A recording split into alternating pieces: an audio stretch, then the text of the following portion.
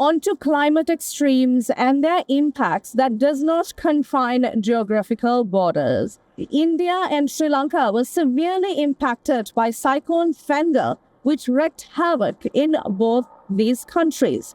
This is yet another tropical storm that has hit the region of South Asia this year. Now we take a look at the areas that were greatly impacted by this storm.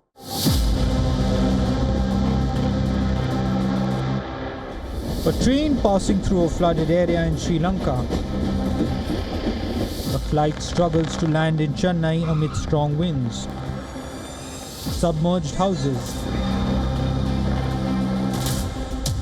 Landslides.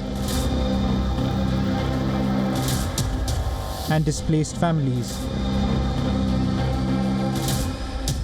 This is what the trail of havoc unleashed by Cyclone Fengal looks like.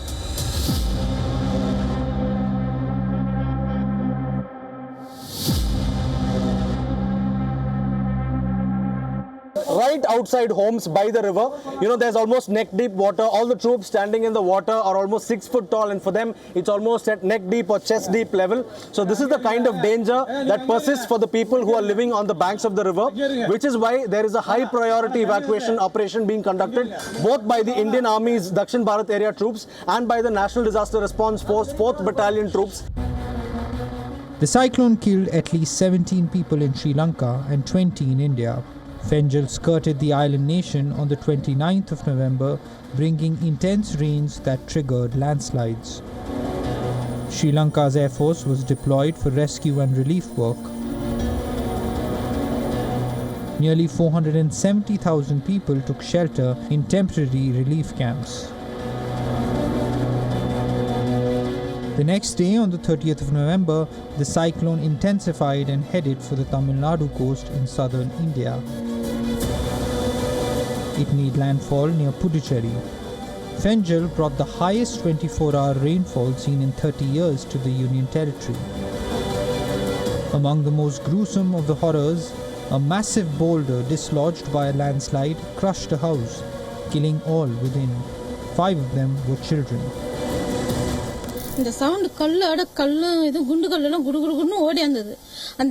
The landslide occurred suddenly and we did not know what to do. Rocks and mud started pouring inside my house. I was sleeping when the floodwater rushed into my house. A person grabbed me out of the house and saved my life.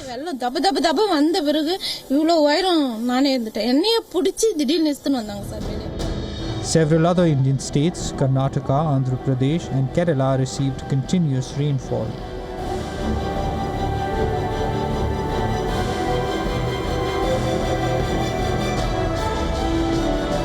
The Indian Army and the National Disaster Response Force teams conducted rescue ops at multiple inundated locations in Tamil Nadu and Puducherry.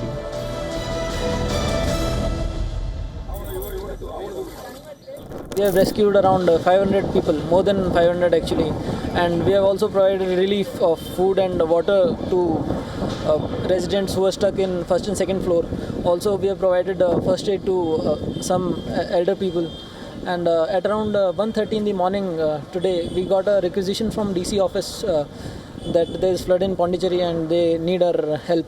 So at 2, we are already practicing these drills and all. And at 2 in the morning, we started from Chennai. At 6, we reached here, and I directly went to the DC office. And then they told me which all are the locations where there is a flooding. It was very bad actually. This flood was not expected. Like, we have never seen such kind of flood here. And in my house, in the ground floor, we had waist level of water. So we shifted to the first floor, but still its situation doesn't seem like it could go better. We are just ladies here. So I had 2 of my parents, both of them are above 60. So it is a bit unhealthy for them to stay in there. So we chose to leave though we didn't want to, but we had to go. So that's why we chose to come. And not just us, the rescue team also rescued few other people along with us. Like we had a 7 days old child along with us and few other more senior citizens. There are several places in Puducherry even now that are inaccessible, so you can't bring in vehicles here. The only way to get in is footmobile or through boats that the Indian Army is bringing. So here you can see that the Indian Army is distributing food and relief supplies, especially bread and biscuit packets, and even sometimes full meals that they're distributing to the people here amid harsh conditions here that the Indian Army's troops are working. They're from Chennai, they're from the Dakshin Bharat area. 70 troops are here. They've come with boats, they've come with trucks, they've come with life vests and ropes and harnesses and much more search and rescue equipment that's required. Fengal is the second cyclone in the post-monsoon season affecting the Indian coast after Cyclone Dana, which crossed Orissa as a severe cyclone and caused extensive damage in late October. In a post on social media, Tamil Nadu's Chief Minister M.K. Stalin urged the Indian government for immediate financial assistance of rupees 2,000 crore or $236 million and linked floods to climate change. A study last year revealed that climate change is making cyclones more intense on both sides of the Indian coast.